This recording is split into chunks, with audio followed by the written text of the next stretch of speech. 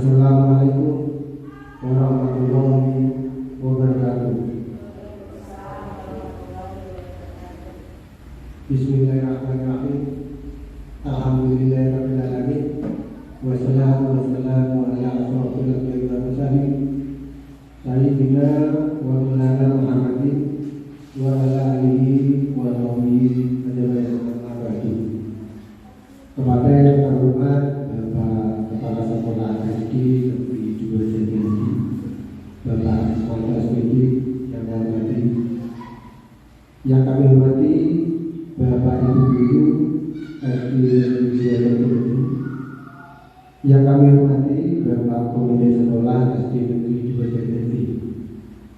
Sebelumnya, marilah kita bersama-sama memanjatkan puja dan syukur kehadirat Allah Subhanahu wa Ta'ala atas limpahan rahmat, hidayah, serta inayahnya yang telah diberikan kepada kita semua, sehingga pada hari ini Senin tanggal 17 Juli tahun 2023 kita semua dapat berkumpul di ruangan ini dalam keadaan sehat walafiat.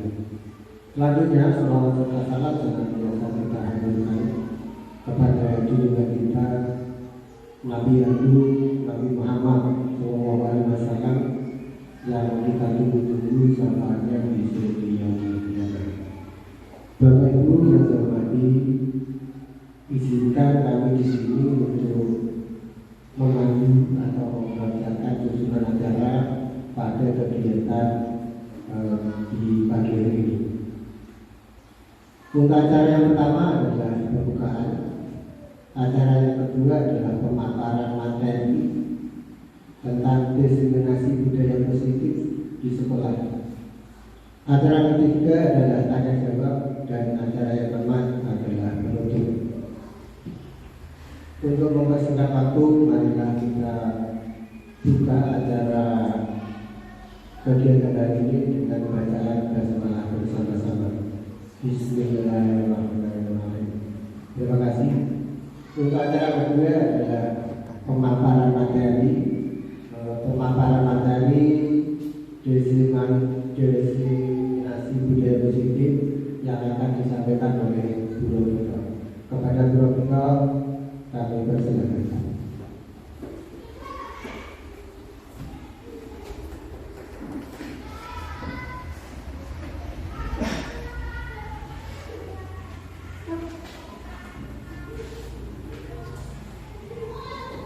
Terima kasih. Assalamualaikum warahmatullahi wabarakatuh.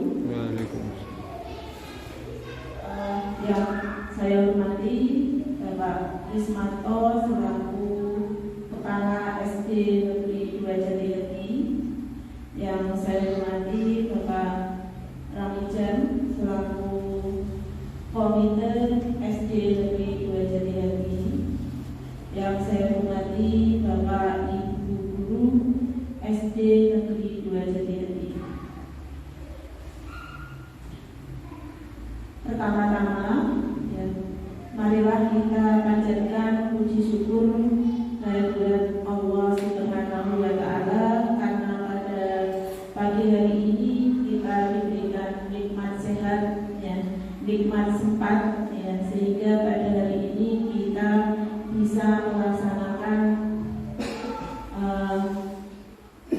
disertasi budaya positif sebagai bentuk aksi nyata saya, ya, selama mengikuti pendidikan guru penggerak. Kedua kalinya sholawat serta salam senantiasa kita haturkan kepada junjungan kita Nabi besar Muhammad SAW yang senantiasa kita tunggu syafaatnya di yaumil akhir. Bapak Ibu Guru SD Negeri 2 Jatiati, izinkan saya di sini bukan berarti saya menghubungi Bapak Ibu Guru semuanya, tapi karena tuntutan, jadi tuntutan setelah saya belajar, saya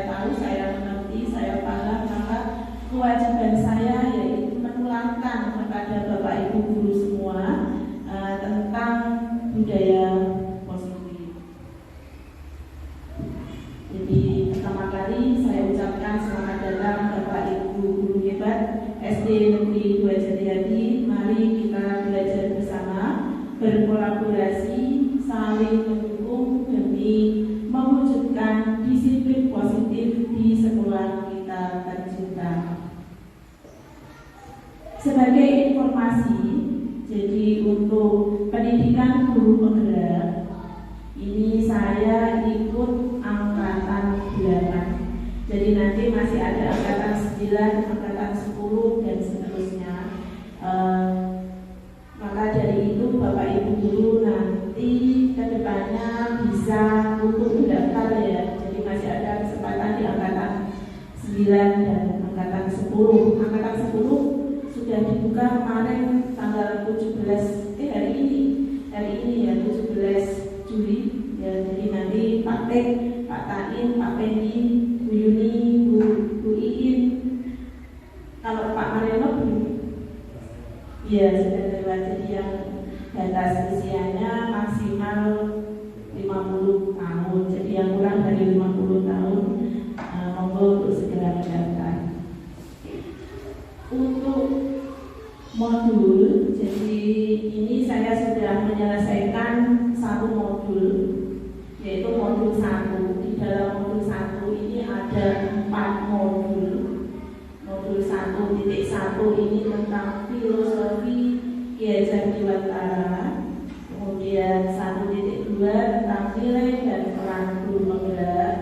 Kemudian modul 3 1.3 ini visi guru penggerak.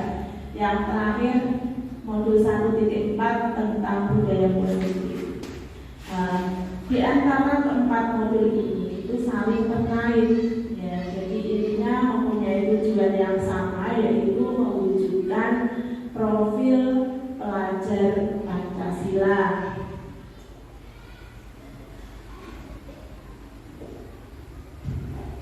Profil pelajar Pancasila. Jadi karena kita tahun ini ya sudah mulai untuk kurikulum merdeka ya, kurikulum merdeka untuk profil pelajar Pancasila ini setiap hari sebagai jargon ya, yang tujuan yang hendak dicapai oleh seluruh siswa yang ada di Indonesia. Jadi untuk mewujudkan profil pelajar Pancasila ada 6 aspek, yaitu yang pertama beriman dan bertakwa kepada Tuhan Yang Maha Esa dan berakhlak mulia, ini untuk dimensi 1. Kemudian dimensi 2 berkebinekaan global. Untuk dimensi yang ketiga gotong royong, yang keempat mandiri, dimensi yang kelima bernalar kritis, terakhir yang keenam dimensi kreatif. Jadi ini harapannya seluruh siswa atau seluruh pelajar yang ada di Indonesia ini memiliki atau menguasai keenam dimensi ini. Ya, beriman, yang bertakwa, berakhlak mulia, berkebinekaan global, gotong royong, mandiri, bernalar kritis, dan kreatif. Tentunya ini tidak mudah ini. Jadi kita sebagai guru ini mempunyai tugas yang ya berat untuk mewujudkan keenam dimensi ini, tapi tidaklah mustahil. Semuanya ini pasti akan tercapai kalau kita bersinergi, berkolaborasi bersama untuk mewujudkannya. Perubahan paradigma belajar. Jadi seiring dengan perkembangan ilmu pengetahuan dan teknologi, proses pembelajaran yang mewarnai dunia pendidikan ya, khususnya di sekolah dasar dan menengah ya, masih didominasi oleh guru. Jadi untuk proses pembelajarannya masih berpusat pada guru atau teacher center. Tentunya ya proses ini masih konvensional, perlu ada perubahan. Seharusnya bagaimana?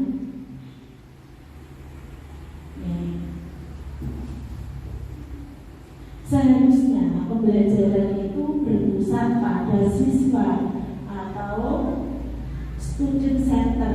Maaf itu pesantren. Jadi pembelajaran yang berpusat pada siswa. Harapannya dengan pembelajaran yang berpusat pada siswa ini, siswa terlibat secara aktif ya, dalam membangun pengetahuan, sikap dan perilaku. Jadi dalam proses pembelajaran ini, siswa memperoleh kesempatan dan fasilitasi untuk membangun sendiri pengetahuannya. Jadi mereka akan memperoleh pemahaman yang lebih mendalam dan pada akhirnya kualitas ya akan diperoleh. Untuk ini konsep modul 1.4 disiplin positif ini ada beberapa sub materi, yaitu tentang disiplin positif dan nilai-nilai kebajikan universal. Kemudian yang kedua, teori motivasi, hukuman dan penghargaan atau restitusi. Kemudian keyakinan kelas. Yang keempat, kebutuhan dasar manusia dan dunia berkualitas. Yang kelima, restitusi 5 posisi kontrol. Jadi untuk kelima materi ini akan kita bahas, akan kita pelajari bersama pada hari ini. Sebelum kita masuk ke materi, Bapak Ibu, nanti saya minta dari Bapak Ibu setuju apa tidak setuju ya, jadi ada pertanyaan pemantik dulu. Menurut Bapak Ibu, setuju apa tidak jika hukuman dapat mendisiplinkan anak? Kira-kira setuju apa tidak Bapak Ibu? Hukuman dapat mendisiplinkan anak, setuju Pak? Oke. Yang kedua, pemberian hukuman dengan hal positif seperti membaca atau membersihkan halaman sekolah dapat meningkatkan disiplin anak. Setuju atau tidak?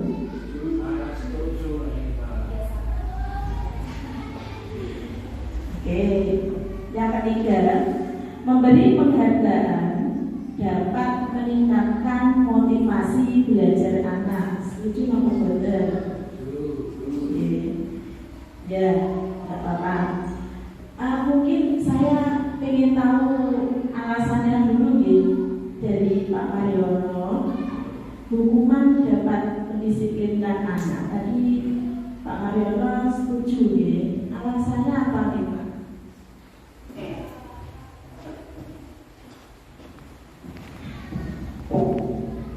Assalamualaikum warahmatullahi wabarakatuh. Menurut alasan saya, hukuman yang dapat mendisiplinkan anak. Pada umumnya itu hukuman itu tidak mendisiplinkan anak, tapi memberikan paling tidak ya agar anak jerah begitu. Tapi di sini mendisiplinkan anak dalam arti hukuman ini anak bisa mengubah perilakunya sendiri dan akhirnya dapat memperbaiki kegiatan belajar mengajar dengan sendirinya atau dengan kesadaran pada anak itu sendiri. Bukan berarti kita harus memukul atau menjeret, bukan. Akan tetapi hukuman ini sistemnya supaya anak dapat mawas diri, anak dapat merubah dirinya sendiri dengan kesadarannya sendiri. Terima kasih Pak Mariono.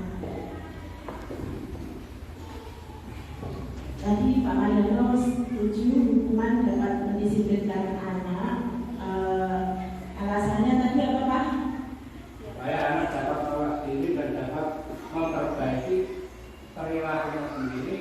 Ya. Untuk memperbaiki keahliannya. Supaya anak dapat memperbaiki perilakunya sendiri. Ya. Oke. Tapi ini awalnya motivasinya biasa dari dalam atau dari luar Pak?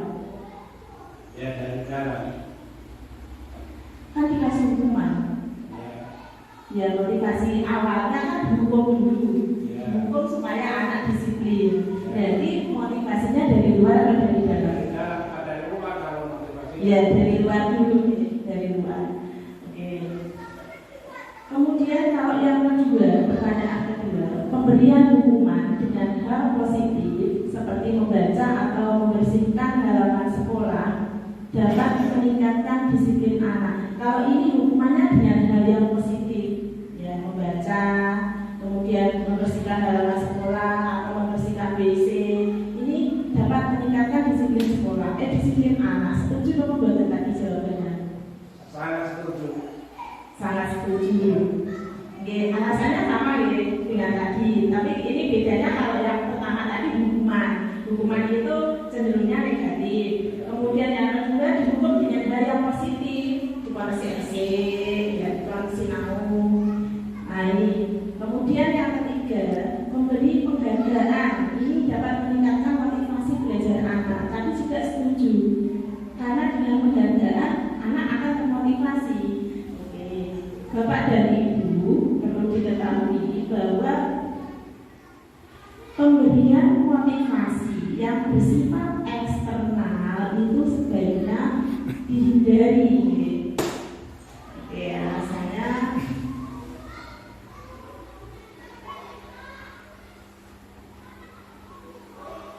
nanti kita bahas satu-satu, tapi ini kita akan disiplin dulu. Sebelumnya, disiplin itu apa? Disiplin itu apa, Pak? Disiplin itu apa? Apa yang Bapak Ibu ketahui mengenai disiplin? Biasanya berkaitan dengan kepatuhan atau ketaatan pada aturan. Jadi ini sesuatu yang dilakukan oleh seseorang kepada orang lain karena dia patuh pada aturan tersebut. Biasanya ini berkaitan dengan kepatuhan. Nah, disiplin positif ini merupakan pendekatan mendidik anak untuk membentuk kontrol diri dan pembentukan kepercayaan diri sehingga mereka bisa berperilaku dengan mengacu pada nilai-nilai kebajikan universal dan memiliki motivasi intrinsik, ya, bukan ekstrinsik. Saya mengajak Bapak dan Ibu guru untuk melakukan kegiatan ini kepala tangan. Jadi nanti Bapak dan Ibu bisa mempraktekkan. Jadi kegiatan kepala tangan. 2 orang di A dan B. Jadi anggap saja ambil salah satu benda yang ada di dekat Bapak Ibu.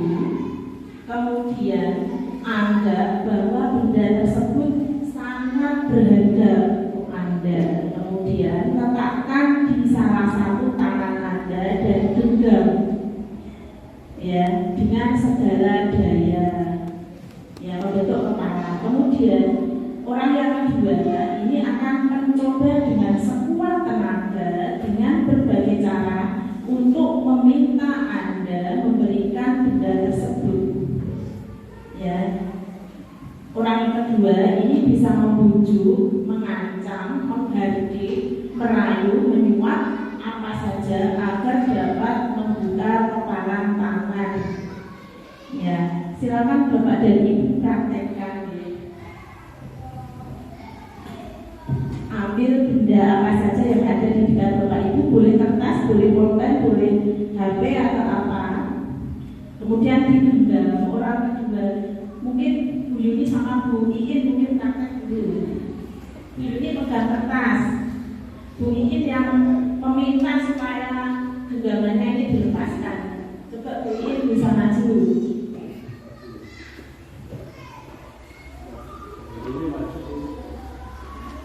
Ya, ya sini mundur. Pokoknya intinya Bu Yuni pegang ini sesuatu yang berharga bagi saya. Tapi Bu Iin, pokoknya saya harus bisa buka itu kedua tangan Bu Yuni. Ya, coba. Iya, bagaimana caranya?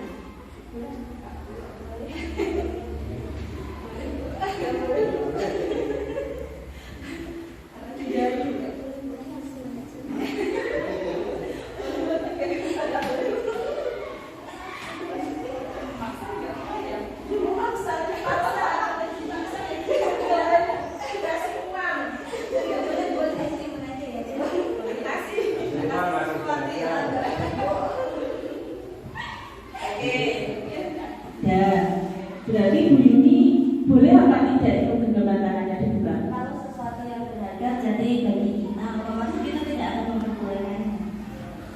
Bu Iin, Kalau tidak punya gimana? ya sudah tidak boleh memaksa. Berarti kira-kira yang punya kontrol untuk membuka atau melepas genggaman tangan siapa? Diri sendiri. Ya, siapa? Ya. Jadi kita tidak bisa memaksa, ya orang lain. Terima kasih Bu Yuni.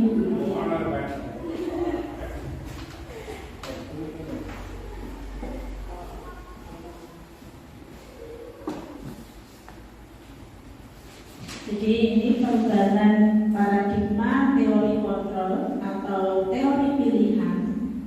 Ilusi, ya ilusi itu nyata apa maya? Ilusi itu, ya. Jadi ilusi guru mengontrol murid. Ya, jadi guru mengontrol murid itu ilusi. Kita tidak bisa mengontrol murid. Ya. Kemudian yang kedua, ilusi bahwa kritik dapat membuat orang merasa bersalah, dapat menguatkan karakter. Ini juga ilusi. Kemudian yang ketiga, ilusi bahwa semua penguatan positif efektif dan bermanfaat. Ilusi. Kemudian terakhir, ilusi bahwa orang dewasa memiliki hak untuk memaksa. Jadi siapa sesungguhnya yang memiliki kontrol? Jadi ini ada dua teori. Yang pertama stimulus respon dan yang kedua teori kontrol atau pilihan.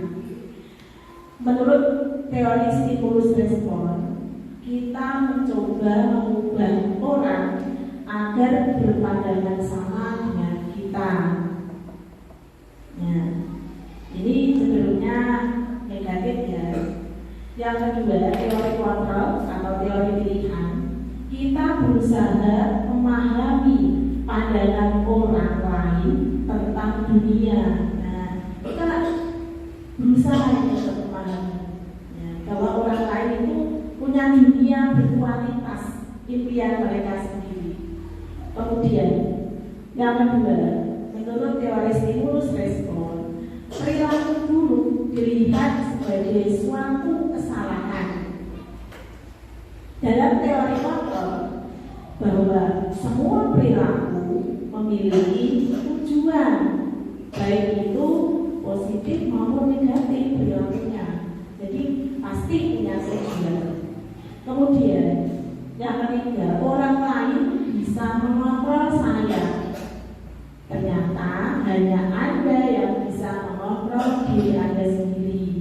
Kemudian saya bisa mengontrol orang lain. Anda tidak bisa mengontrol orang lain. Pemaksaan ada pada saat rujukan gagal. Tadi seperti Bu Iin memaksa kita baik-baik ya karena ayo aku juga Bu, nggak mau Yuni nggak mau. Kemudian dipaksa karena saking pengennya itu Bu Iin dengan benda yang punya Bu Yuni dipaksa supaya bagaimana itu bisa. Ya, jadi pemaksaan itu ada pada saat rujukan gagal. Ternyata dalam teori kontrol, kolaborasi dan konsensus menciptakan pilihan-pilihan baru. Jadi bukan pemaksaan tapi kolaborasi dan konsensus. Kemudian model berpikir menang kalah ini dalam teori stimulus respon. Kalau teori kontrol, model berpikir menang-menang. Ya, jadi menang-menang, tidak ada yang kalah, menang semua.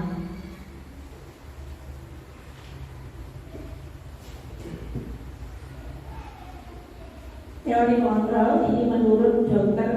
William Glaser mengatakan bahwa Anda tidak bisa mengontrol orang lain, hanya Anda yang bisa mengontrol diri Anda. murid-murid kita manusia bukan, ya manusia. Jadi kita tidak bisa mengontrol murid kita, tapi murid kita sendiri yang bisa mengontrol dirinya.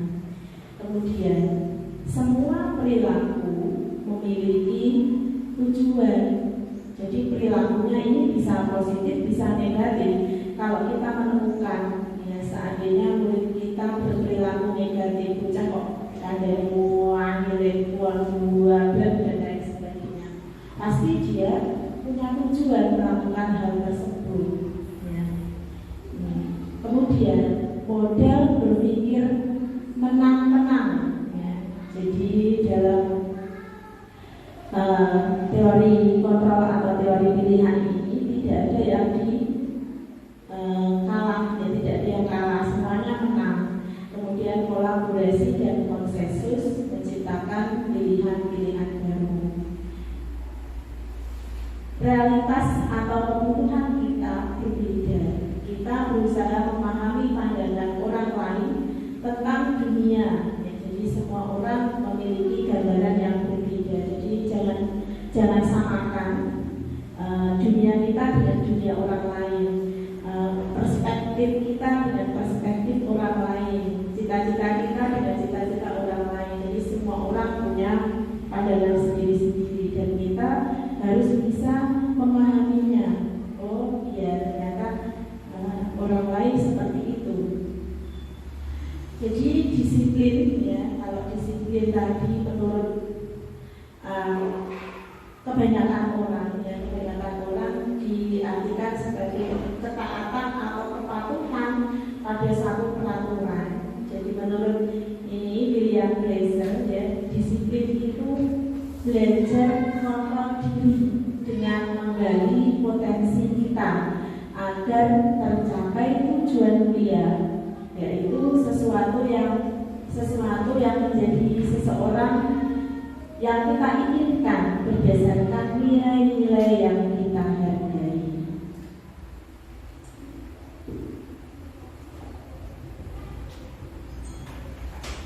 Nah ini ya, jadi disiplin itu belajar. Artinya itu belajar. Jadi kalau yang kebanyakan dalam budaya kita, jadi disiplin itu maknanya telah berubah. Jadi sesuatu yang dilakukan seseorang pada orang lain untuk mendapatkan kepatuhan. Jadi kecenderungan umum adalah menghubungkan kata disiplin dengan ketidaknyamanan, bukan dengan apa yang kita hargai atau pencapaian suatu tujuan mulia. Nah, ini adalah nilai-nilai kebajikan universal yang diakui oleh dunia. Jadi ini ada beberapa macam. Di antaranya profil pelajar Pancasila, kemudian ada ibu primary, kemudian ada 9 pilar karakter, kemudian ada proyek nilai-nilai kebajikan. Nah ini adalah nilai-nilai kebajikan universal.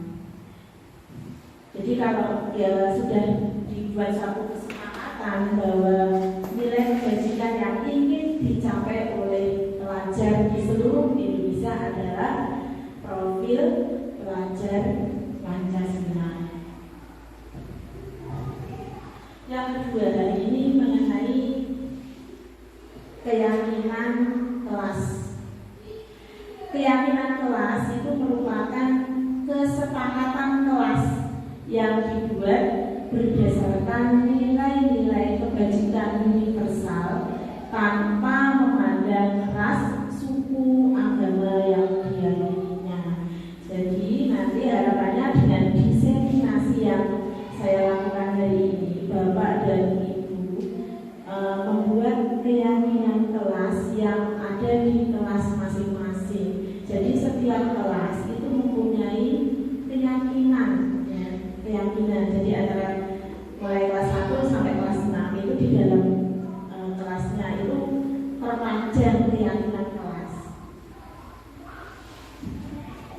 Ya. Keyakinan kelas ini bersifat lebih abstrak daripada peraturan. Tiap kelas kemarin ada peraturan kelas ya Pak ya, yang dipajang begini. Jadi kalau keyakinan ini bersifat lebih abstrak, kemudian keyakinan kelas ini berupa pernyataan universal kebajikan universal tadi. Kemudian pernyataan kelas senantiasa dibuat dalam bentuk positif. Keyakinan kelas hendaknya tidak terlalu banyak sehingga mudah diingat dan dipahami oleh seluruh warga kelas. Jadi keyakinan kelasnya orang sangat aneh. Jadi biasanya kalau anak kelas 1 ya, terutama kelas 1 itu belum jalur, sebaiknya sedikit saja tapi bermanfaat. Yang setiap hari kira-kira anak butuhkan itu apa? Kira-kira kelas 1 itu biasanya sering perilaku melanggarnya itu apa? Yaitu nanti buat kesepakatan dengan anak. Kira-kira nanti keyakinan kelasnya mau dibuat seperti apa? Kemudian keyakinan kelas sebaiknya sesuatu yang dapat diterapkan di lingkungan tersebut. Jadi antara kelas 1 dengan kelas 6 tentunya berbeda gitu. Jadi karena dari segi usia pun berbeda. Semua warga kelas hendaknya ikut berkontribusi dalam pembuatan keyakinan kelas lewat kegiatan curah pendapat. Jadi keyakinan kelas ini berbeda dengan peraturan kelas. Kalau peraturan yang buat hanya gurunya, kalau keyakinan kelas yang membuat seluruh warga kelas. Jadi melibatkan seluruh siswa. Kemudian keyakinan kelas itu tidak kaku, artinya bisa ditinjau ulang, seiring dengan berjalannya waktu. Ini salah satu contoh keyakinan kelas 6. Jadi semua siswa kelas 6 memakai seragam dan atribut lengkap pada hari Senin. Jadi ini tujuannya ketika upacara hari Senin semua siswa itu memakai atribut yang lengkap, mulai dari topi, dasi, ikat pinggang, kaos kaki, bahkan warna sepatu gitu. Jadi warna sepatu itu sebaiknya diseragamkan dari kelas 1 sampai kelas 6. Kemudian semua siswa kelas 6 menjaga kebersihan kelas. Nah, jadi bentuknya nanti seperti ini Bapak dan Ibu untuk kesepakatan kelas. Jadi nanti tiap kelas, jadi biar tidak seragam, yang punya kesepakatan kelas kok hanya kelas 6, kelas 1 kok nggak punya, kelas 2 kok nggak punya. Jadi nanti dengan kegiatan ini, diawali dari kegiatan ini, Bapak dan Ibu nanti membuat keyakinan di kelas masing-masing. Ini adalah salah satu contoh saja. Itu jadi dengan keyakinan kelas ini harapan kita akan membentuk budaya positif. Jadi diawali dari yang paling kecil, jadi skupnya kelas.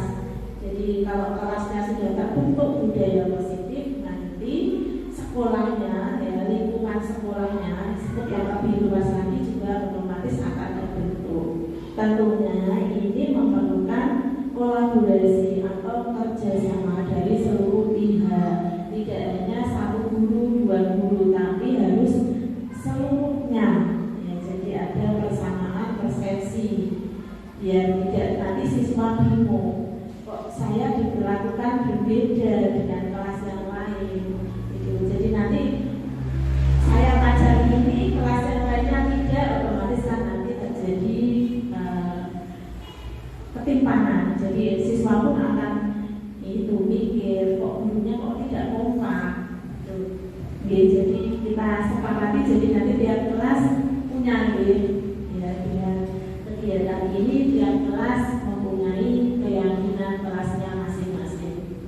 Ini hanya salah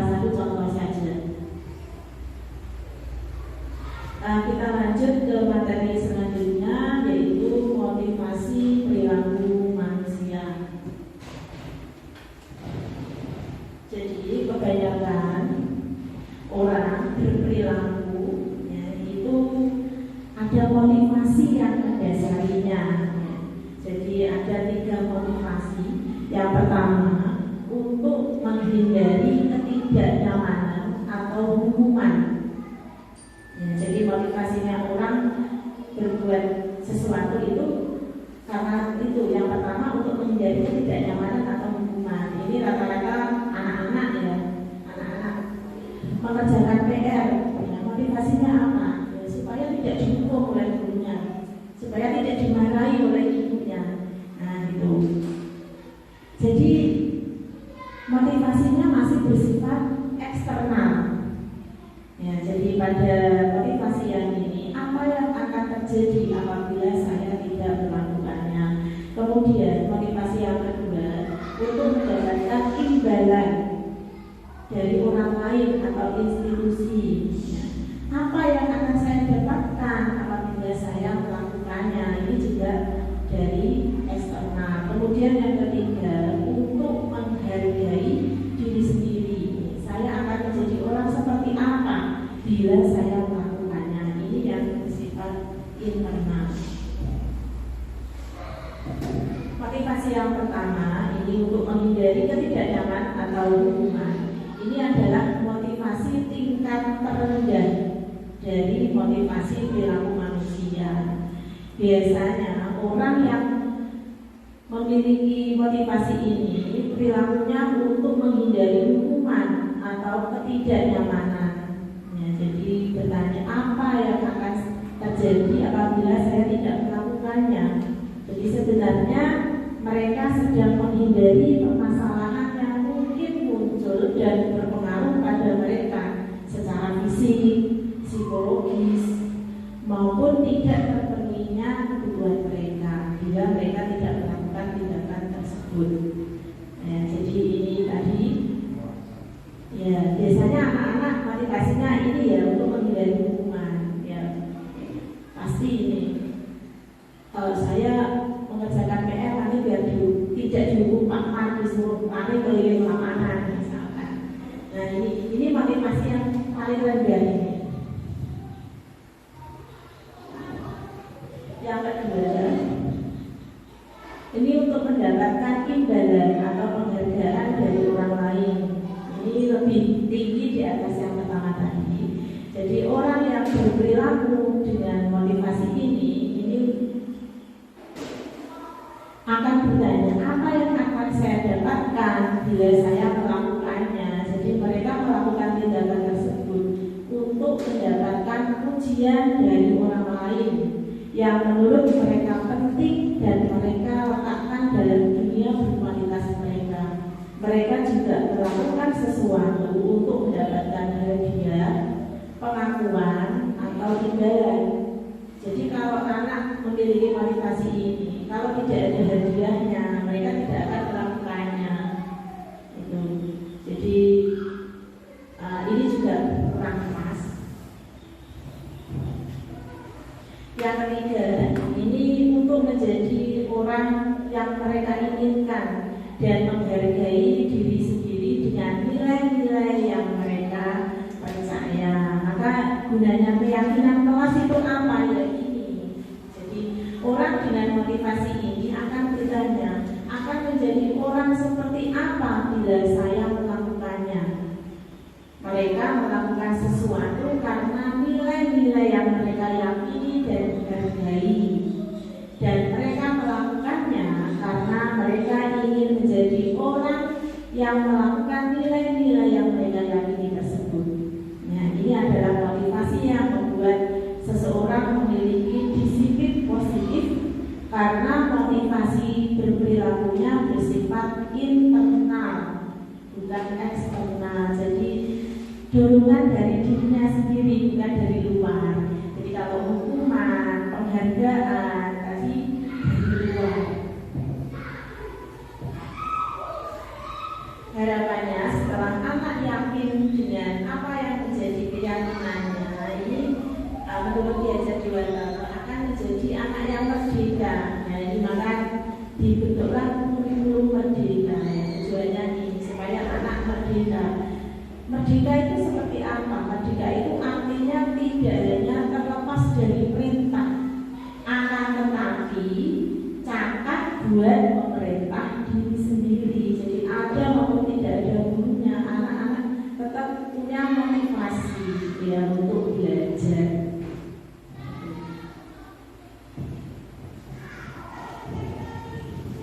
Ini dihukum oleh penghargaan.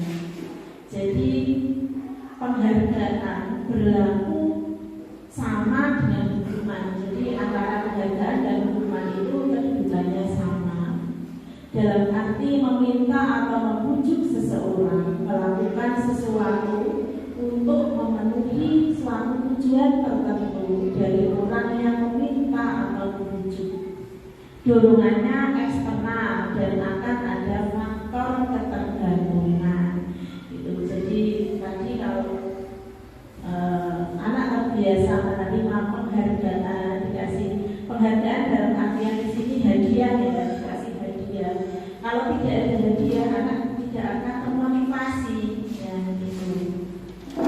Dampak dari pemberian penghargaan ini yang pertama pengaruh jangka pendek dan jangka panjang. Jangka pendeknya ya mungkin pertama anak akan termotivasi. Jangka panjangnya nanti kalau tidak dapat hadiah mereka tidak akan melakukannya. Nah ini untuk jangka panjangnya pas. Kemudian penghargaan bersifat menghukum siapa? Menghukum yang tidak menerima penghargaan. Jadi misalkan dalam satu kelas itu anak yang mendapatkan ranking 1 dikasih hadiah. Nah otomatis ya dalam satu kelas itu kan ada beberapa anak yang tidak memperoleh akan merasa terhubung terus dari mengenaiku aku dalam ini. Jadi ini akan menghukum yang tidak menerima. Kemudian penghargaan ini mengurangi ketepatan. Penghargaan sangat tidak efektif. Penghargaan dapat merusak hubungan. Penghargaan juga menurunkan kualitas. Penghargaan mematikan kreativitas. Ya, penghargaan mengurangi motivasi intrinsik. Nah, terus apakah kita tidak boleh memberikan penghargaan kepada siswa kita yang berprestasi? Ya, boleh, tapi bentuknya bukan hadiah. Ya, jadi kita boleh mengapresiasi. Jadi memberikan pengakuan. Mengapresiasi terhadap pencapaian anak ini, tapi dengan catatan beri pengakuan secara khusus ya, jadi jangan di depan jangan menimbulkan kecemburuan. Jadi beri pengakuan secara khusus, beri pengakuan secara pribadi, beri pengakuan kepada semua murid. Jadi yang diapresiasi jangan hanya yang dapat ranking, jangan hanya yang berprestasi saja, tapi seluruh siswa juga diapresiasi secara bergantian. Kemudian beri pengakuan secara konsisten. Ya. Konsisten, misalnya saya ini di buku, besok di jadi harus konsisten. Fokus pada proses. Bukan hasilnya saja. Jadi proses ya, kita apresiasi usaha anak dalam meningkatkan prestasinya, yang prosesnya yang kita hargai. Ini contoh apresiasi kebajikan. Misalkan pada saat ada siswa yang menolong murid baru di dalam kelas, kemudian sebagai seorang guru ya, ini kalimat contoh apresiasinya. Kemarin saya perhatikan ini rasa empatimu besar sekali ya, itu. Kemudian pada saat ada siswa yang membantu teman-temannya di dalam tugas kelompok ini, saya menghargai kepedulianmu. Kemudian pada saat kamu mengukur kertas yang berserakan di lantai, ini gurunya mengapresiasi dengan mengucapkan terima kasih untuk rasa tanggung jawab. Jadi ini ya, jadi untuk bentuk kita memberi penghargaan kepada siswa dengan memberikan apresiasi. Jadi bukan hadiah, bukan hadiah berupa materi, tapi diapresiasi secara konsisten, fokus pada proses bukan hasil. Ini perbedaan antara hukuman dan konsekuensi. Bapak dan Ibu, mari kita belajar bersama. Jadi ini ada tindakan guru. Apakah ini termasuk hukuman atau konsekuensi? Mencatat 100 kali di dalam buku kalimat, saya tidak akan terlambat lagi karena terlambat ke sekolah. Ini menurut Bapak dan Ibu hukuman atau konsekuensi? Hukuman. Kemudian lari mengelilingi lapangan basket 2 kali karena terlambat hadir di sekolah, hukuman atau konsekuensi? Hukuman. Murid diminta untuk push up 15 kali karena tidak menggunakan masker ke sekolah, hukuman atau konsekuensi? Hukuman. Mengganti kertas tugas teman yang telah dicoret-coret, hukuman atau konsekuensi? Membersihkan tumpahan air di meja tulis karena tersenggol pada saat belajar, hukuman atau konsekuensi? Murid disuruh untuk mengenakan sepatu seharian di sekolah karena tidak mengenakan sepatu hitam, hukuman atau konsekuensi?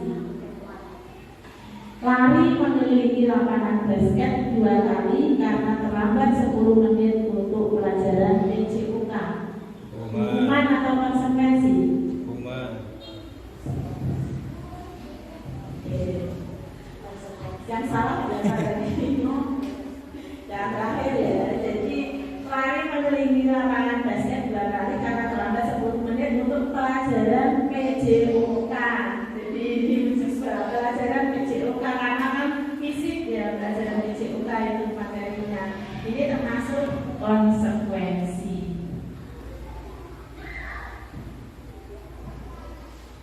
Perbedaan hukuman dan konsekuensi. Kalau hukuman itu sesuatu yang menyakitkan harus terjadi, sedangkan konsekuensi sesuatu harus terjadi.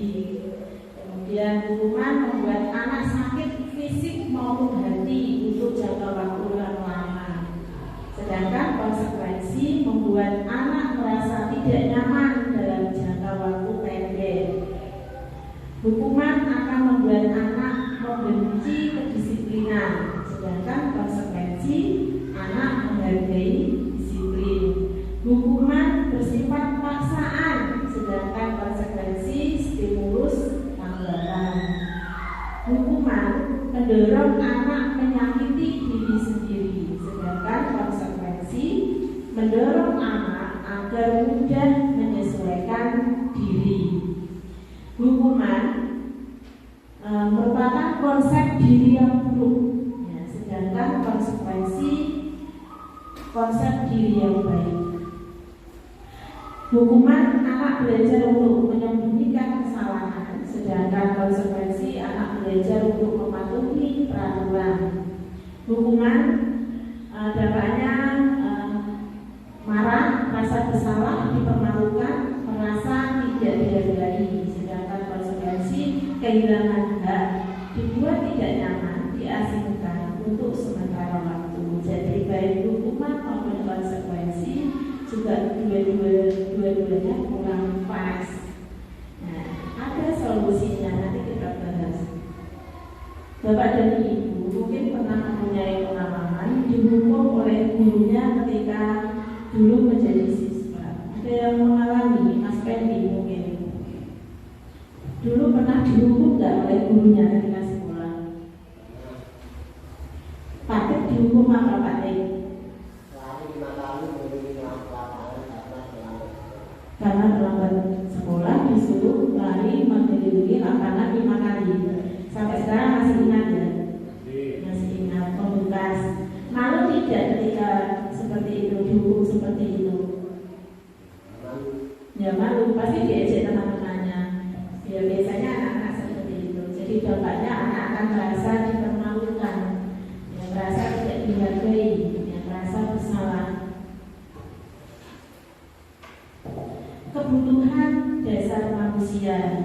Jadi ada 5 kebutuhan dasar, yaitu bertahan hidup, kasih sayang dan rasa diterima, kebebasan, kesenangan, dan penguasaan.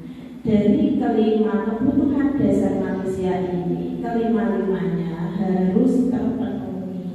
Jadi kalau ada salah satu kebutuhan yang tidak terpenuhi, maka akan terjadi perilaku yang menyimpang.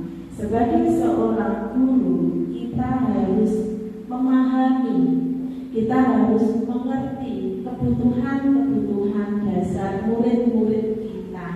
Jadi ketika ada perilaku murid kita yang menyimpang atau melanggar, kebutuhan mana yang belum terpenuhi. Jadi sebagai seorang guru, kita harus bisa memenuhi kebutuhan yang dibutuhkan oleh murid-murid kita. Bapak dan Ibu, ini kita sedikit latihan. Kalau ini suka bergurau, lucu, ini kebutuhan apa ini? Apa? Tadi ada 5 kebutuhan ya. Ini bertahan hidup, kasih sayang dan rasa diterima, kebebasan, kesenangan, dan penguasaan. Kalau suka bergurau dan lucu, ini kebutuhan apa? Kesenangan. Kemudian senang mencoba hal baru dan menarik, ini kebutuhan apa? Senang mencoba hal baru dan menarik, kebebasan. Ingin menikmati apa yang dilakukan, kebutuhan apa Bapak dan Ibu? Kebebasan. Belajar karena suka dengan gurunya, kebutuhan apa ini? Ingin menjadi pemimpin, kebutuhan apa? Makan ketika lapar, kebutuhan ya tahan hidup. Jadi betul semua tadi ya. Ingin menikmati apa yang dilakukan, itu kesenangan itu Pak. Jadi kalau senang mencoba hal baru dan menarik, itu kebebasan ya. Kemudian belajar karena suka dengan gurunya, ini kebutuhan kasih sayang. Ingin menjadi pemimpin, ini kebutuhan penguasaan. Makan ketika lapar, ini kebutuhan bertahan hidup. Jadi kelima kebutuhan itu kita sebagai guru harus bisa memenuhi ya, memenuhi kebutuhan murid-murid kita. Jadi ketika ada perilaku yang menyimpang, kebutuhan mana? Jadi kita sebagai guru mengevaluasi kebutuhan mana yang diperlukan oleh murid-murid kita. Materi yang selanjutnya 5 posisi kontrol restitusi. Ada 5 posisi sebagai seorang guru, yaitu penghukum, pembuat orang merasa bersalah, sebagai teman, kemudian monitor atau pemantau, yang terakhir manajer. Sebagai penghukum, jadi ketika guru di posisi ini akan menggunakan hukuman fisik maupun verbal. Jadi orang-orang yang menjalankan posisi penghukum senantiasa mengatakan bahwa sekolah memerlukan sistem atau alat yang dapat lebih menekan murid-murid lebih dalam lagi. Jadi guru-guru yang menerapkan posisi penghukum ini biasanya akan mengucapkan kalimat patuhi aturan saya, atau awas ya, kamu selalu saja salah, selalu pasti selalu yang terakhir kamu selesainya.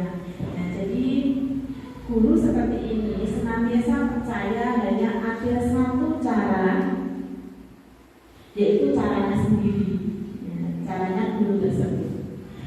Membuat orang merasa bersalah ya, dalam posisi ini guru akan bersuara lembut ya, membuat orang merasa bersalah, akan menggunakan keheningan yang membuat orang lain merasa tidak nyaman, bersalah atau rendah diri ya, biasanya mengucapkan menggunakan kalimat, "Ibu sangat kecewa sekali dengan kamu. Berapa kali Bapak harus memberitahu kamu ya? Gimana coba kalau orang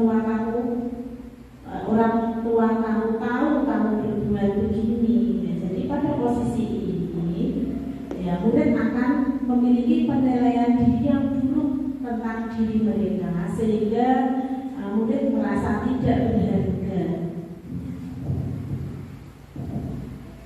Pada posisi yang ketiga, yaitu sebagai teman, pada posisi ini guru tidak akan menyakiti murid, namun akan tetap berupaya mengontrol murid melalui persuasi. Jadi posisi teman pada guru bisa negatif ataupun positif. Jadi positif di sini berupa hubungan baik yang terjalin antara guru dan murid.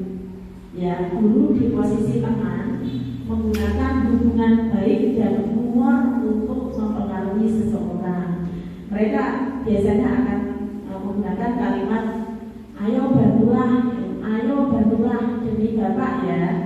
Kemudian ayo ingat tidak dengan bantuan Bapak selama ini. Ya, kemudian ya sudah, kali ini tidak apa-apa, nanti Ibu bantu bereskan.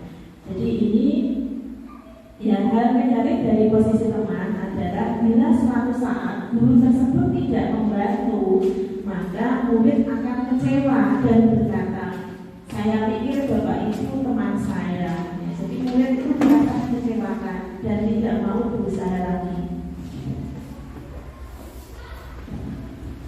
Kemudian yang terakhir posisi yang keempat, posisi monitor atau pemantau. Jadi memonitor ini berarti mengawasi. Pada saat kita mengawasi, kita bertanggung jawab atas perilaku orang-orang yang kita awasi. Posisi pemantau berdasarkan pada peraturan-peraturan dan konsekuensi. Dengan menggunakan sanksi atau konsekuensi, kita dapat memisahkan hubungan pribadi kita dengan murid sebagai seorang yang menjalankan posisi pemantau. Biasanya menggunakan kalimat, peraturannya apa? Apa yang telah kamu lakukan? Sanksi atau konsekuensinya apa? Nah, ini. Jadi seorang pemantau sangat mengandalkan perhitungan, catatan, data yang dapat digunakan sebagai bukti atas perilaku seseorang. Pada posisi ini,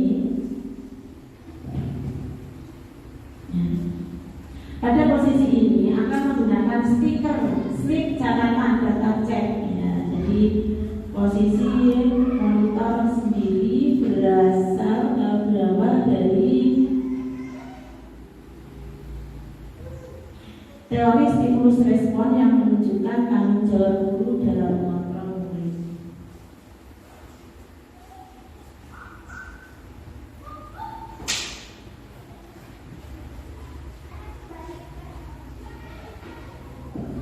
Terakhir, ini posisi manajer.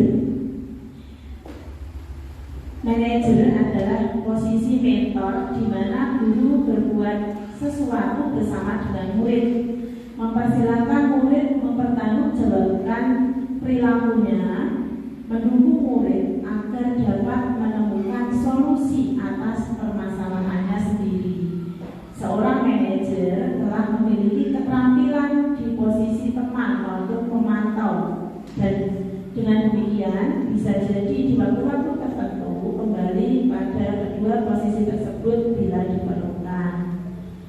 Namun bila kita menginginkan murid-murid kita menjadi manusia yang merdeka, mandiri dan bertanggung jawab, maka kita perlu mengacu pada restitusi yang dapat menjadikan murid kita seorang manajer bagi dirinya sendiri. Jadi pada posisi manajer ini, murid diajak untuk menganalisis kebutuhan dirinya maupun kebutuhan orang lain. Di sini penekanannya bukan pada kemampuan membuat konsekuensi, namun dapat berkolaborasi.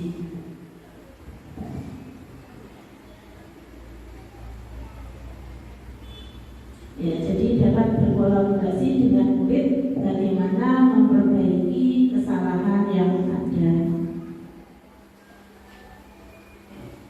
Nah, biasanya kalimat yang dipakai apa yang kita yakini.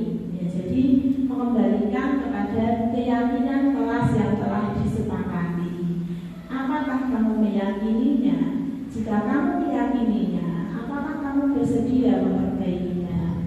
Kemudian, jika kamu memperbaiki ini, hal ini menunjukkan apa tentang dirimu? Apa rencana kamu untuk memperbaiki hal ini? Jadi tugas seorang manajer bukan untuk mengatur perilaku seseorang. Jadi kita membimbing murid untuk dapat mengatur dirinya. Jadi seorang manajer bukannya memisahkan murid dari kelompoknya, tapi mengembalikan murid tersebut ke kelompoknya dengan karakter yang lebih kuat.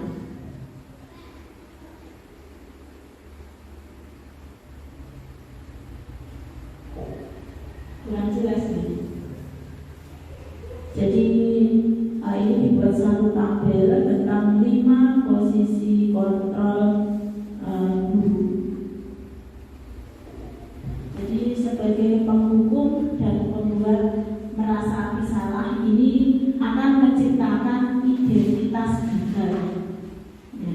Kemudian posisi sebagai teman dan pemantau ini menjadikan murid dengan identitas sukses atau berhasil. Kalau posisi kita sebagai manajer akan membuat murid dengan identitas sukses dan mempunyai kontrol diri. Jadi sebaiknya kita di posisi yang mana Bapak dan Ibu? Yang paling ideal di posisi mana Bapak dan Ibu? Sebaiknya sebagai seorang guru kita menempatkan diri kita di posisi yang mana dari kelima posisi itu? Penghukum, pembuat merasa bersalah, teman, pemantau, atau manajer? Gimana Pak? Saya teman. Iya. Jadi kalau teman itu akan membuat murid, menempatkan murid menjadi identitas yang berhasil atau sukses, tapi motivasinya masih eksternal, ya, masih eksternal. Kalau kita di posisi tersebut akan membuat murid ketergantungan dengan gurunya. Misalkan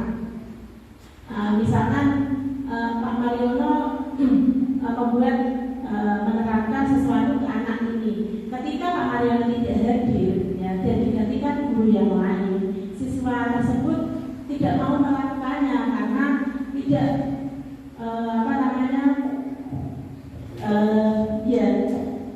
bukan Pak Mariono, jadi akan menyebabkan tergantung dengan gurunya.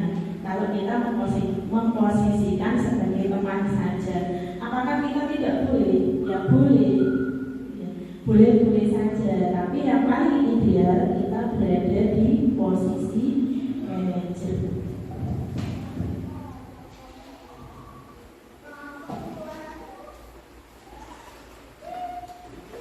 Ini Bapak dan Ibu, mari kita saksikan video tentang contoh 5 posisi kontrol guru.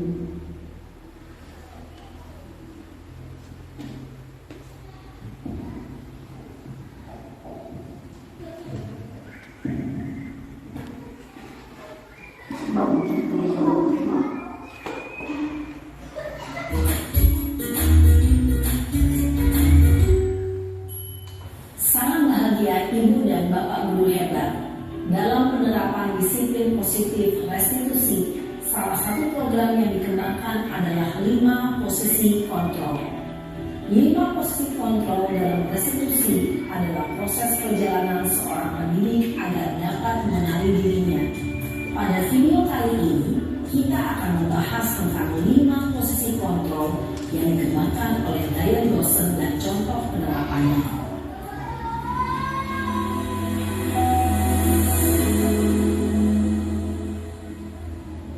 5 posisi kontrol itu adalah 1.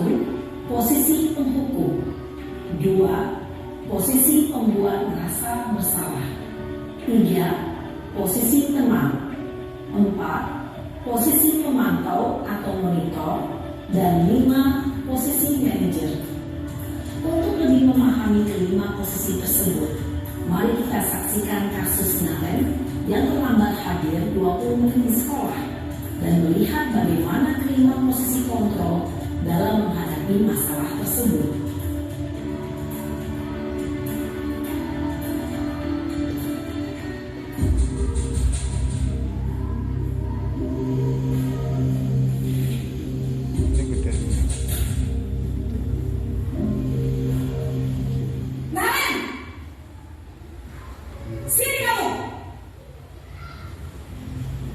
Selamat pagi, Bu. Selalu terlambat. Kamu deh, pasti terlambat. Maaf, Bu. Saya Apa? Apa coba? Alasan kamu apa lagi? Kapan sih kamu tidak terlambat? Malas sekali ya kamu jadi anak. saya Dasar pemalas. Gak kapok-kapok sih kamu. Sudah berapa kali terlambat? Sana, kamu keliling lapangan basket 2 kali. kenapa saya harus keliling lapangan basket, Bu? Kenapa? Kamu nolak ibu. Berani-beraninya jawab. Sudah terlambat, masih berani jawab pula. Sekarang, keliling lapangan basket 5 kali sekalian. Biar kapok. Cepat. Pergi sana ke lapangan basket. Posisi penghukum biasanya berbicara dengan nada tinggi, menghardik, menunjuk-nunjuk, menyakiti, dan menyindir. Hukuman bisa berupa fisik maupun psikis. Ibu dan bapak guru hebat. Dampak yang terjadi pada murid ketika guru berada pada posisi penghukum adalah murid cenderung akan memberontak, bahkan menyimpan dendam.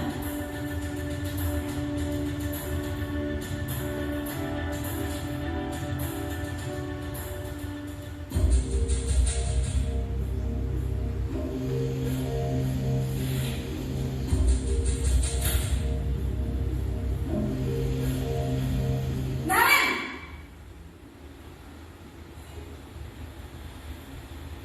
Selamat pagi, Bu. Naren, kamu kenapa terlambat lagi, nak? Ya Tuhan, Naren, kamu senang ya bikin ibu susah ya? Kalau kamu terlambat lagi, nanti ibu yang ditegur bapak kepala sekolah, nak. Disangka ibu tidak bisa membina kamu. Duh, gimana ini? Maaf, Bu. Duh Gusti Naren, kamu suka ya kalau ibu ditegur bapak kepala sekolah? Terus, sekarang ibu harus tulis apa yang di buku absen? Ini kamu sudah sering terlambat loh. Ibu harus apa coba? Maaf, Bu. Maaf sekali. Ya sudah, lain kali jangan bikin ibu susah lagi ya nak ya. Ibu tidak akan kuat lagi kalau kamu gini terus. Bisa jantungan kalau ibu ditegur bapak kepala sekolah. Sana cepat ke kelas. Maaf ya, Bu. Maaf sekali. Posisi membuat rasa bersalah berbicara dengan nada tenang, cenderung lembut. Namun kata-kata yang diutarakan membuat murid merasa menjadi orang yang gagal, memandang buruk dirinya sendiri, merasa tidak berharga, dan tidak sanggup membahagiakan orang lain. Ketika guru mengambil posisi membuat rasa bersalah, murid akan menganggap dirinya yang bersalah dan ia akan menyimpan emosi negatif tersebut di dalam dirinya.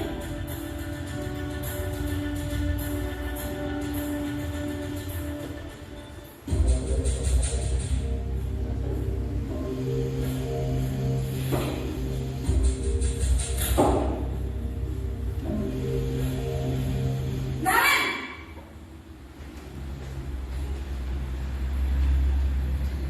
Selamat pagi, Bu. Wah, sudah jam berapa ini nak? Terlambat lagi ya sayang. Iya, Bu. Habis ibu saya lupa membangunkan saya, Bu. Kamu malah menyalahkan ibu kamu. kencang. Kok terlambat sih? Iya Bu, saya memang terlambat bangun tadi. Jadi biarpun saya lari kencang, tetap nggak kekejar Bu. Ya sudah sana, nanti lain kali larinya lebih kencang lagi ya, biar gak terlambat lagi. Bikin seneng ibu, demi ibu, bisa kan? Bisa lah Bu.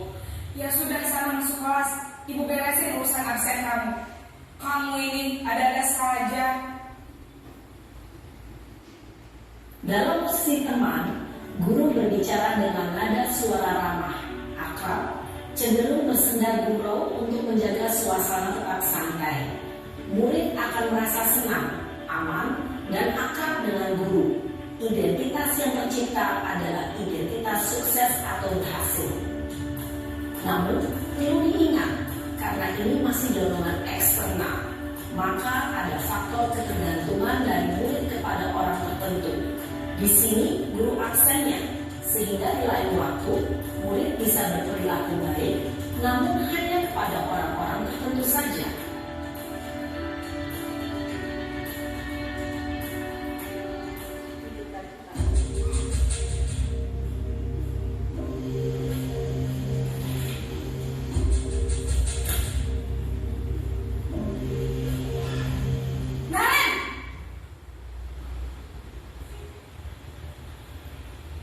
Selamat pagi Bu. Naren, apa peraturan sekolah kita tentang jam berapa kita harus masuk sekolah, Nak? Kita harus di sekolah jam 7 Bu. Iya betul, sekarang sudah jam 7.20. Naren sudah tahu konsekuensinya jika terlambat hadir. Paham Bu. Saya harus tinggal kelas pas jam istirahat selama 20 menit. Iya benar, konsekuensinya demikian. Jadi nanti jam 9.30 pas istirahat, kamu harus tinggal di kelas, kerjakan tugas tambahan untuk ketertinggalan kamu, ya? Baik Bu. Posisi pemantau mengandalkan penghitungan atau data untuk mengontrol murid. Guru mengarahkan murid berdasarkan peraturan dan konsekuensi. Seorang pemantau menunjukkan bahasa tubuh dan ekspresi wajah yang datar dan cenderung formal.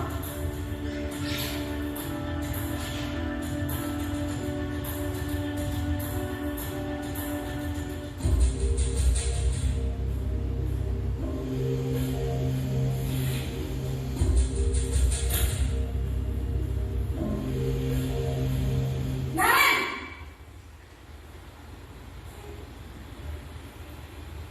Selamat pagi Bu. Selamat pagi, Naren.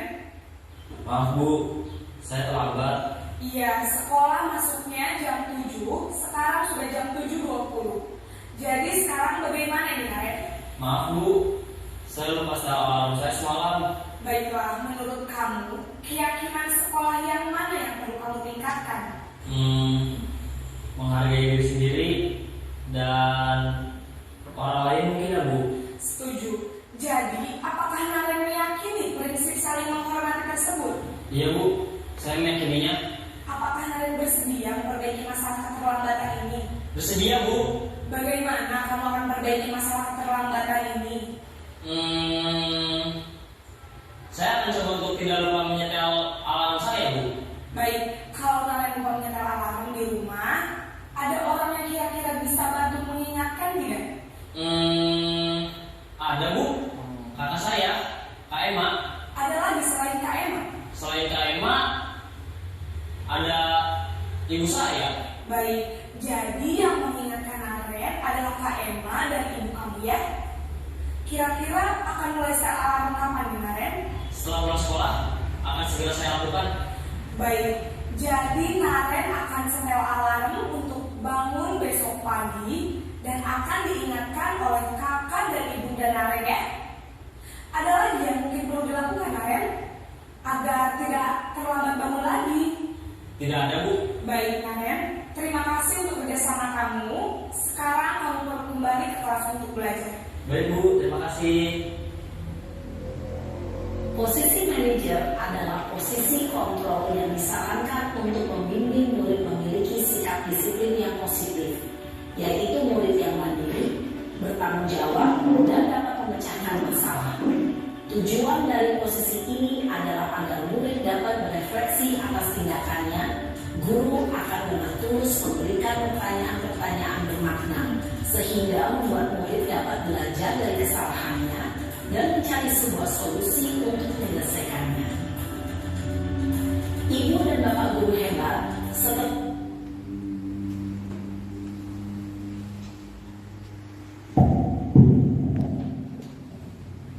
bagaimana tanggapan Bapak Ibu setelah menonton video tersebut? Jadi posisi ideal apa ya kita sebagai seorang guru?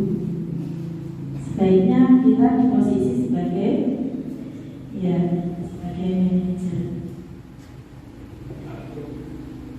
Bagaimana itu ya siswanya? Kalau siswanya misalkan di saya kira kesulitan untuk memberikan saran.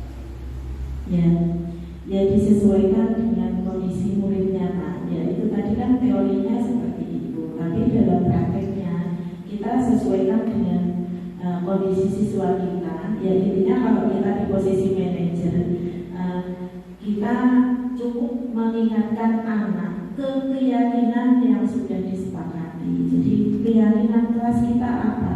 Apa yang kamu yakini? Apa yang kita yakini? Jadi mengembalikan anak, mengingatkan anak kepada keyakinan di awal. Jadi itulah pentingnya keyakinan kelas itu dibuat. Jadi untuk mengontrol perilaku dari anak tersebut.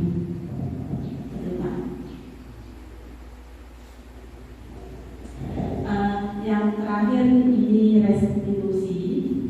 Ya, jadi restitusi ini merupakan upaya membantu siswa memperbaiki diri agar dapat kembali ke kelompoknya dengan karakter yang lebih kuat. Jadi ketika siswa berperilaku menyimpang ya, atau melanggar aturan, kita sebagai guru tadi menempatkan diri sebagai manajer dengan melakukan restitusi. Nah, ini ciri-ciri restitusi bukan untuk menebus kesalahan, namun untuk belajar dari kesalahan. Kemudian restitusi ini memperbaiki hubungan. Jadi misalkan ada anak yang bertengkar, ya kita perbaiki ya hubungan yang semula tadi ya, rusak ya kita memperbaiki hubungan. Jadi konsep menang-menang tadi ya, jadi tidak ada yang merasa dirugikan atau dikalahkan, dua-duanya diuntungkan. Kemudian restitusi ini bersifat tawaran, bukan paksaan. Jadi kita tawarkan, kita memberikan pilihan-pilihan kepada siswa kita. Kemudian restitusi menuntut anak untuk melihat ke dalam diri. Kemudian restitusi mencari kebutuhan dasar yang mendasari tindakan.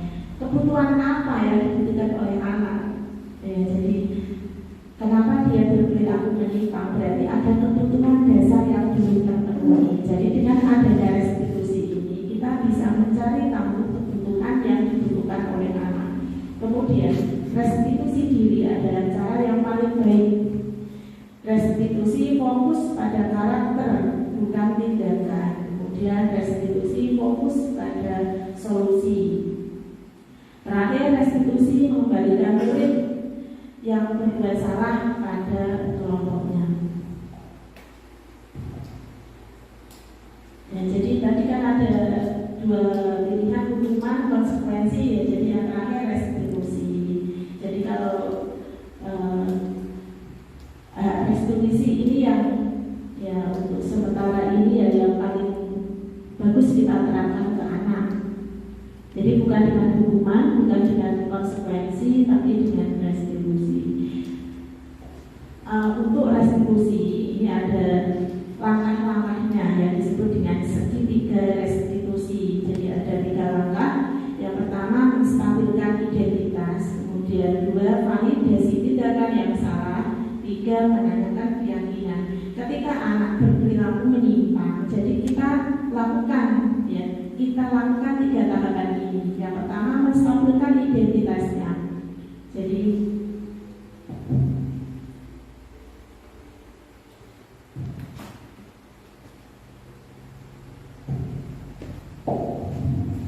dengan menstabilkan identitas ini membuat anak yang tadinya merasa gagal ya menjadi positif ya terhadap dirinya.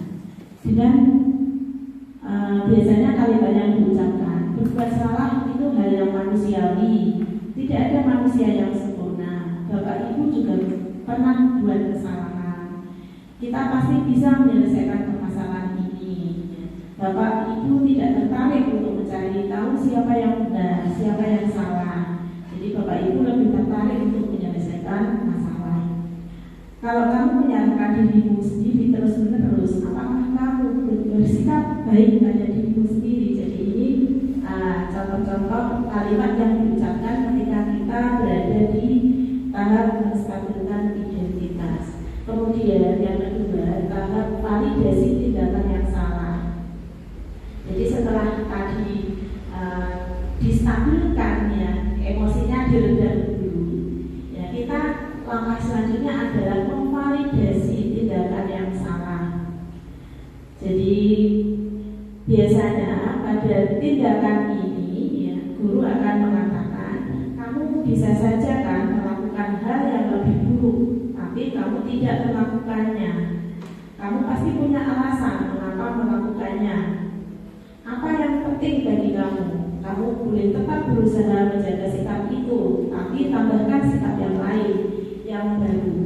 Maukah kamu belajar cara lain untuk mendapatkan yang kamu butuhkan tanpa harus mengukur? Apakah kamu bisa melakukan dengan yang lebih baik besok lagi? Ya. Jadi di tahap validasi ini biasanya guru menanyakan alasan kenapa murid melakukan tindakan tersebut. Kemudian yang terakhir menanyakan keyakinan. Ya. Jadi setelah diredam emosinya, distabilkan, divalidasi, kemudian ditanyakan keyakinannya. Maka ini tadi gunanya keyakinan kelas. Nilai apa yang kita percaya di kelas kita atau di sekolah kita? Jadi nilai universal apa yang telah kita sepakati? Kamu ingin jadi anak seperti apa?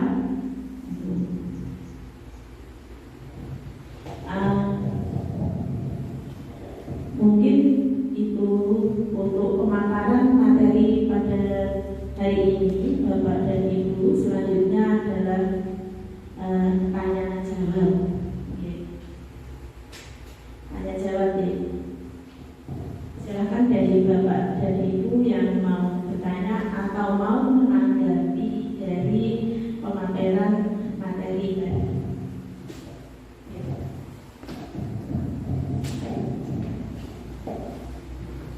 Assalamualaikum warahmatullahi wabarakatuh. Nama saya Yuni. Di sini izinkan saya bertanya kepada Bu Novi, yaitu apabila murid melakukan suatu pelanggaran atau kesalahan dan ternyata bentuk kesalahannya di luar keyakinan yang ada di kelas yang telah disepakati, apa yang akan Anda lakukan? Terima kasih.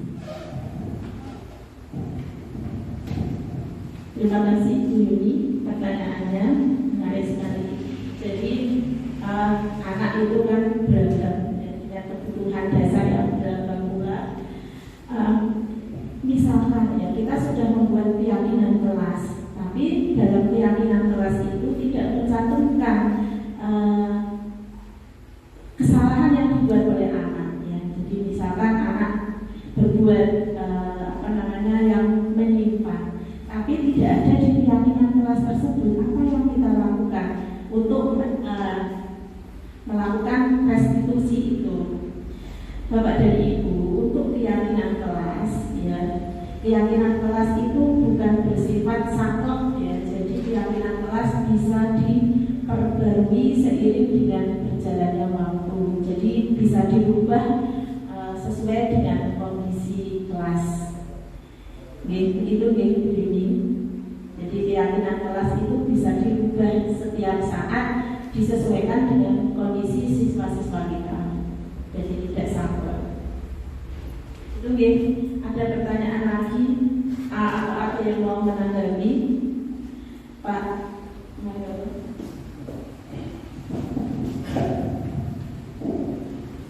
Assalamualaikum warahmatullahi wabarakatuh. Saya tidak menanyakan, hanya mau menanggapi penyampaian materi sudah bagus, menarik dan untuk semoga bisa dilaksanakan budaya positif seperti yang telah disampaikan Bu Rofi tadi untuk kemajuan di sekolah kita. Dan ketiga, perlu adanya kolaborasi dari semua pihak terkait seperti kepala sekolah, guru, murid dan orang tua murid demi terlaksananya budaya yang positif. Terima kasih. Assalamualaikum. Terima kasih Pak Mariono atas masukannya. Jadi dalam menciptakan budaya positif kita tidak bisa bekerja sendiri, tapi memerlukan kolaborasi dari seluruh pihak. Makanya mari kita berkolaborasi bersama mewujudkan disiplin atau budaya positif di sekolah kita untuk kemajuan sekolah kita tercipta. Demikian Bapak dan Ibu, ada pertanyaan atau tanggapan lagi? Atau cukup? Cukup ya. Karena waktu sudah siang ya, Bapak dan Ibu, terima kasih atas kolaborasinya hari ini. Mohon maaf kalau ada kesalahan dalam penyampaian pemaparan yang saya sampaikan atau ada salah kata ya. Jadi astagfirullahaladzim, saya minta maaf yang sebesar-besarnya. Saya kembalikan ke moderator Pak Tek.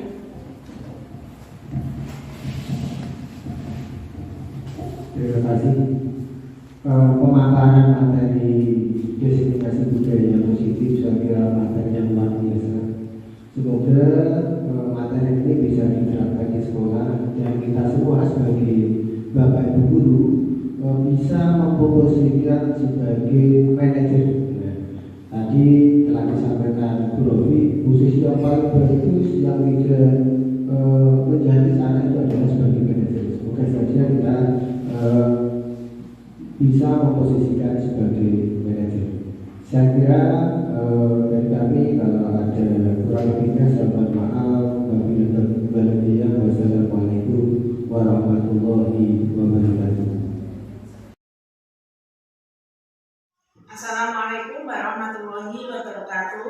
Waalaikumsalam warahmatullahi wabarakatuh. Anak-anak, gimana kabarnya hari ini? Baik. Masuk semua? Masuk. Ya, alhamdulillah. Nah, anak-anak seperti yang kemarin sudah disampaikan, hari ini kita mau bikin keyakinan kelas. Ya, jadi nanti anak-anak menuliskan keyakinan kelas seperti apa yang kalian inginkan yang bisa kita pakai di kelas kita, gitu ya. Jadi nanti setiap anak menuliskan keyakinan yang diinginkan sesuai dengan keinginannya masing-masing. Jadi nanti Bu Rofi akan membagi ini kertas, nanti kalian tuliskan ini, ya, tuliskan keyakinan yang kalian inginkan di kertas ini. Paham? Oke.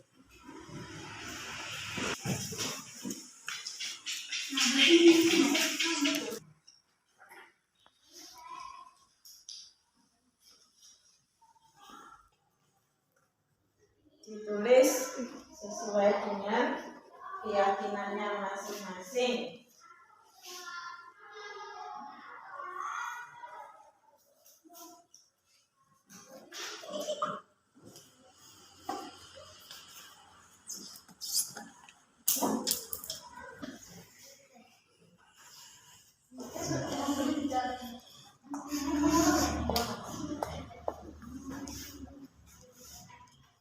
Assalamualaikum warahmatullahi wabarakatuh. Saya Rismanto, Kepala Sekolah SDN 2 Jatihadi, tempat di mana Bu Rofiqoh mengajar. Saya bangga dengan Bapak Ibu Guru SD Negeri 2 Jatihati yang mempunyai etos kerja yang tinggi. Dan saya ikut senang Bu Rofiqoh bisa masuk ke pendidikan guru penggerak.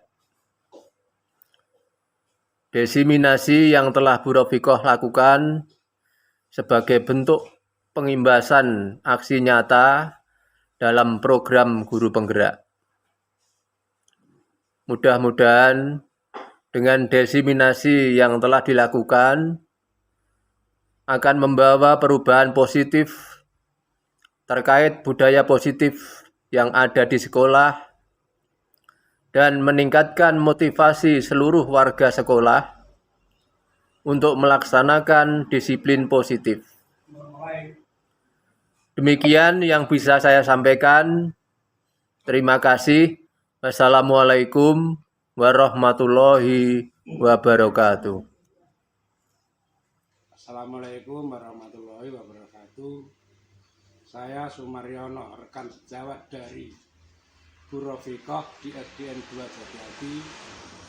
Menurut saya dari apa yang dipaparkan Bu Rofiqoh mengenai budaya positif itu sangat bagus untuk diterapkan di sekolah ini, terutama mengenai disiplin positif. Menurut saya, kebanyakan siswa melakukan disiplin karena faktor ekstrinsik, bukan dari dalam dirinya. Kita sebagai guru menjadi lebih tahu bagaimana memposisikan diri di depan siswa, baik sebagai penghukum, pembuat merasa bersalah teman, pemantau, manajer. Semoga dengan adanya diseminasi ini bisa kita terapkan di sekolah untuk membentuk siswa yang berkarakter sesuai dengan profil pelajar Pancasila. Demikian apa yang bisa saya sampaikan. Saya ucapkan terima kasih. Wassalamualaikum warahmatullahi wabarakatuh.